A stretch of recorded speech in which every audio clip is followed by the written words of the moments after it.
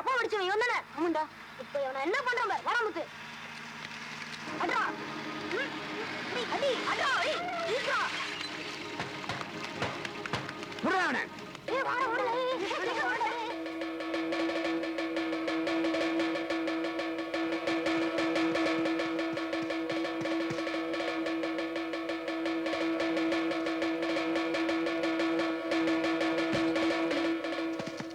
எங்க போனானுங்கன்னே தெரியல. எல்லாம் மாயமா மறைஞ்சிட்டானுங்க. நம்ம கையில சிக்காம எங்கடா போயிடுவானுங்க. இந்த வீதி பொம்பளைங்க எல்லாம் கொண்டு வந்து நடு தெருவில் நிறுத்தி அம்மனமாக்குங்கடா. பசங்க தன்னால வருவானுங்க.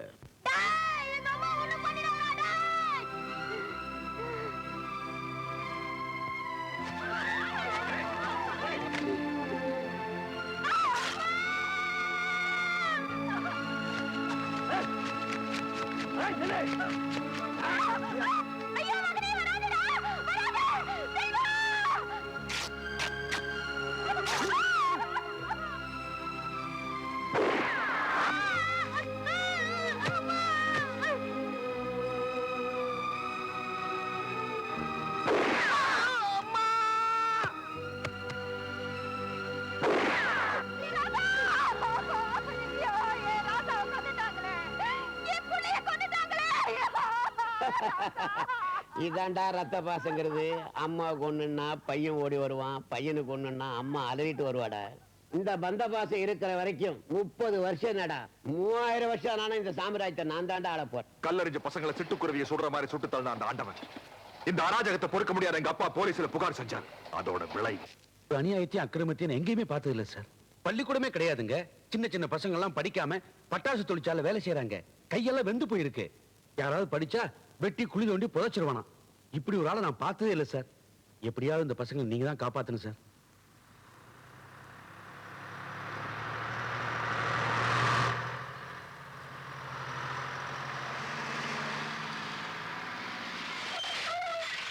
எல்லாரும் எந்திரிச்சு வெளில போங்க.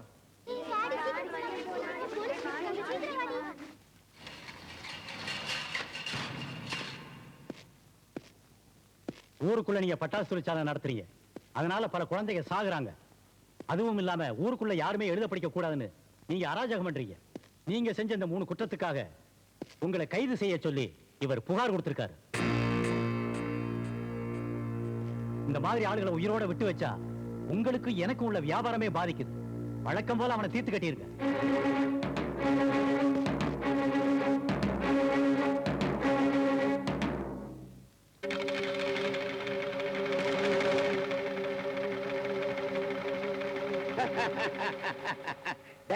படிக்காதீங்கடா படிக்காதீங்கடா சொன்னா கேட்க மாட்டீங்க.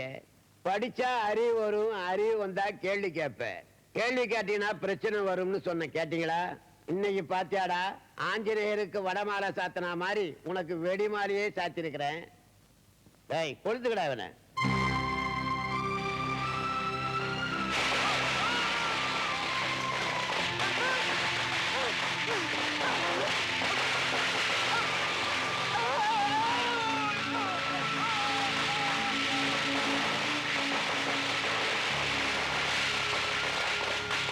துடிச்சு சாகிறது நான் என் கண்ணு முன்னாடியே பார்த்தேன். எங்க அப்பாவை கொண்டது அவன் தானே தெரிஞ்சு. அந்த சின்ன வயசுல அவனை எதிர்த்து என்னால போராட முடியல. அது மட்டும் இல்லாம எங்க முதலாளியோட மகனுக்கு அம்மாவாசை அன்னைக்கு ஒரு வெறி வரும். அந்த வெறி தணியணும்னா அவன் அடுத்தவங்களை அடிச்சுதான் தனி வைக்க முடியும். அதுக்காக என்ன அவங்க கிட்ட அனுப்புவாங்க.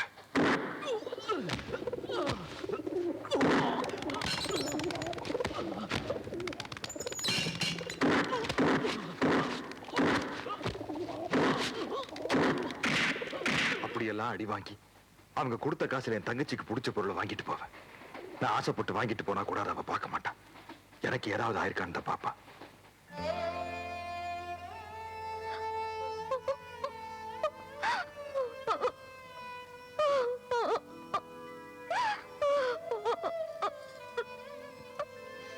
தங்கச்சி, எனக்கு அம்மா கிடையாது. நான் செஞ்சது ஏதாச்சும் உனக்கு தப்புன்னு தோணுச்சுன்னா நீ என்ன அடிச்சிருமா?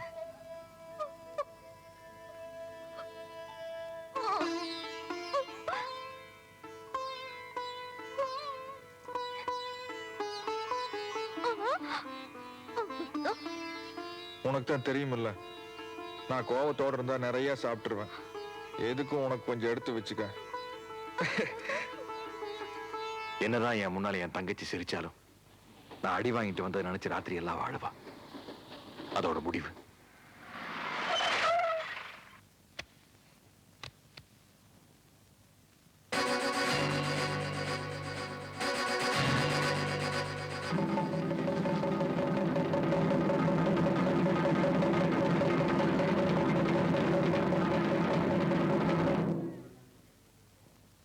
எவன்டா எழுதுனது?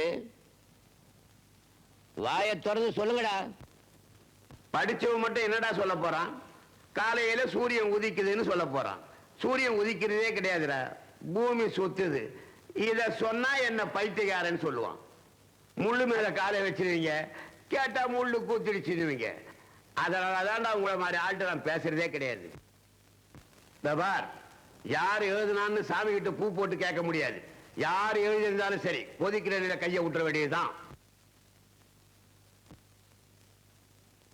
நம்ம ஆண்டவரை பொறுத்த வரைக்கும் இந்த ஊர்ல படிக்கிறவன் எழுதுறவன் யாருமே இருக்க கூடாது. ஆண்டவரே, அங்க பாருங்க.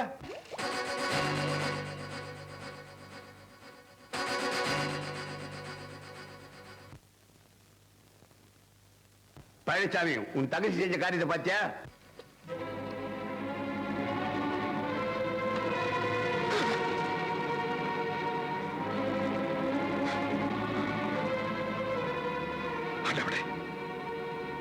நமக்கு யாரா இருந்தா ஒரு கை உள்ளபடி சொல்லிக்க.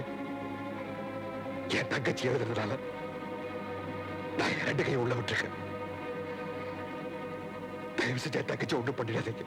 என் தங்கச்சிக்கா நான் தண்டனை அனுபவிச்சதுக்கு அப்புறம் எழுத படிக்க தெரிஞ்ச ஒருத்தி இந்த ஊர்ல இருக்க கூடாதுங்கிறதுக்காக அவங்க என் தங்கச்சி என்ன பண்ணாங்க தெரியுமா?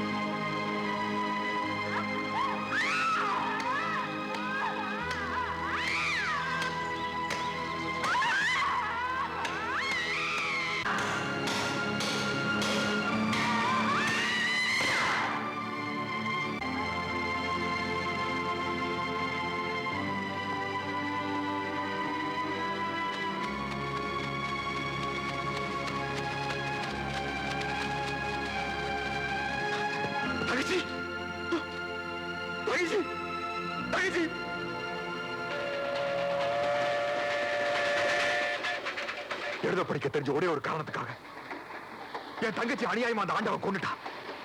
அதுக்காக என்னால அவனை பழி வாங்கியிருக்க முடியும். ஆனா என் தங்கச்சி மாதிரி எத்தனையோ தங்கச்சிகள் படிச்சு அவங்க வாழ்க்கை பிரகாசமா இருக்கணும்னு ஆசைப்பட்டேன். அதுக்காக அந்த ஊருக்கு படிப்பு சொல்லி கொடுக்க வரணும்னு எத்தனையோ வாதியர்களை சந்திச்சு கூப்பிட்டு பார்த்துட்டேன். ஆனா அந்த ஊரை பத்தி தெரிஞ்சுக்கிட்டு உயிருக்கு பயந்துட்டு யாருமே அங்க வர மறுத்துட்டாங்க. அதுக்கப்புறம் தான் முடிவு பண்ண, உயிருக்கு துணிஞ்ச கூட வரணும்னா அதை நான் தாலி கட்ட பொண்டாட்டியாத்தான் இருக்க முடியும்.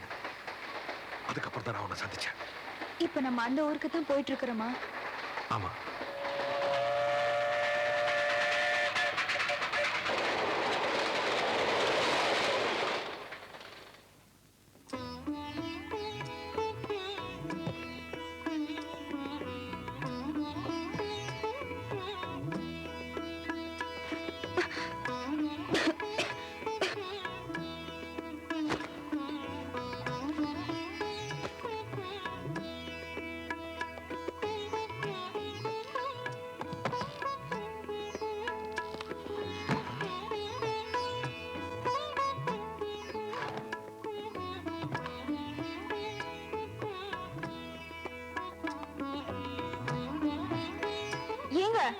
படிப்பறிவே இல்லாத இந்த ஊர்ல இது எப்படி?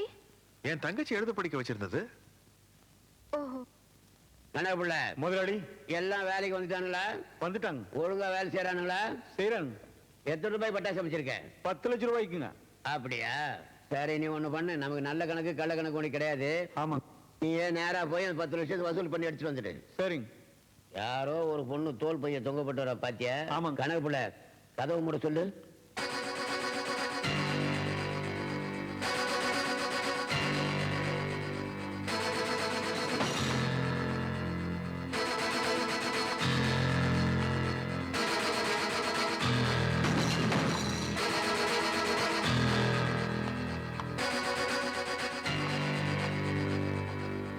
நான் இந்த ஊருக்கு டீச்சரா வந்திருக்கேன். யார் நீ? திருமதி பழனிசாமி. அப்படின்னா உங்ககிட்ட கொத்தடிமையா கைகட்டி நின்னு வேலை செஞ்சாரே பழனிசாமி, அவர் தாலி கட்டின பொண்டாட்டி.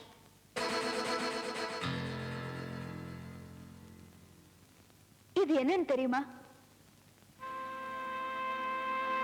உங்க எல்லார பொறுத்த வரைக்கும் இது வெறும் 4 சட்டத்துக்குள்ள இருக்கிற கரும்பலகையாத்தான் தெரியும். ஆனா உலகத்துக்கே ஒளி கொடுத்த தாமஸ் ஆல்வா எடிசன், ஹரிஜனங்களுக்கு புது வாழ்வு கொடுத்த டாக்டர் அம்பேத்கர், நம்ம இந்தியாவுக்கே சுதந்திரம் வாங்கி கொடுத்த மகாத்மா காந்தி, இன்னும் பெரிய பெரிய விஞ்ஞானிகள், தலைவர்கள் எல்லாருமே உருவானது இதுல எழுத படிக்க தெரிஞ்சதுக்கு அப்புறம் தான். இந்த எழுத்துரிமையை இந்த ஊர் மக்களுக்கு தராம இருக்கிறது தப்பு. அதை தடுக்கிறதுக்கான உரிமையும் உங்களுக்கு கிடையாது. என் புருஷன் கிட்ட வீரமும் என்கிட்ட படிப்பும் இருக்கு. அதை வச்சு இந்த ஊர் குழந்தைங்களுக்கு எங்களால பாடம் சொல்லிக் கொடுக்க முடியும். இது வரைக்கும் பள்ளிக்கூடமும் வீடும் ஒன்னாவே இருந்துச்சு.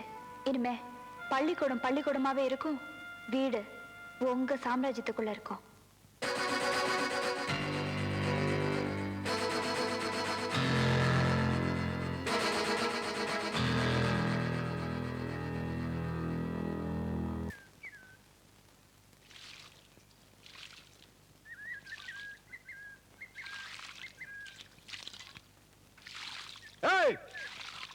எங்கடி அவன்? இவனா? இங்கதான். நீ முன்னாடி விசுவாசமா இருந்தியாமே, ஆண்டவர் உன்னை மன்னிச்சுட்டாரு, வந்து பார்க்க சொன்னாரு. வீடு கட்டுறதுக்காக அஸ்திவாரம் தோண்டி வச்சிருக்கேன். உங்க ஆண்டவன் கிட்ட போய் சொல்லு, கூடி சீக்கிரம் அவனுக்கு அஸ்திவாரம் தோன்றேன்னு. என்னடா சொன்ன? ஏய், நீங்க 10 ஆளு, நான் ஒத்த ஆளு. வீர விளையாட்டு பாக்குறீங்களா? வீடு கட்டுறதுக்காக கல்ல கொட்டி வச்சிருக்கேன். கல்லெல்லாம் எடுத்து என் மேல வீசுங்க. ஒரு கல்லாவது என் மேல பட்டுருச்சுன்னா நீங்க சொன்ன மாதிரி நான் என் சம்சாரத்தை கூப்பிட்டு ஊற விட்டே போயிருந்தேன். அப்படி இல்லைன்னா கை வலிக்கிற வரைக்கும் வீசி பார்த்துட்டு முடியலன்னு கை எடுத்து கும்பிட்டு ஓடிடு. நீ பாரு, அங்க போய் தண்ணி மோந்துட்டு வா. போகிற ஆளுக்கு ஒரு வாய் ஊத்தி விடுவேன். ஆரம்பிங்க, அப்புறம் தான் சொல்லியாச்சு இல்ல.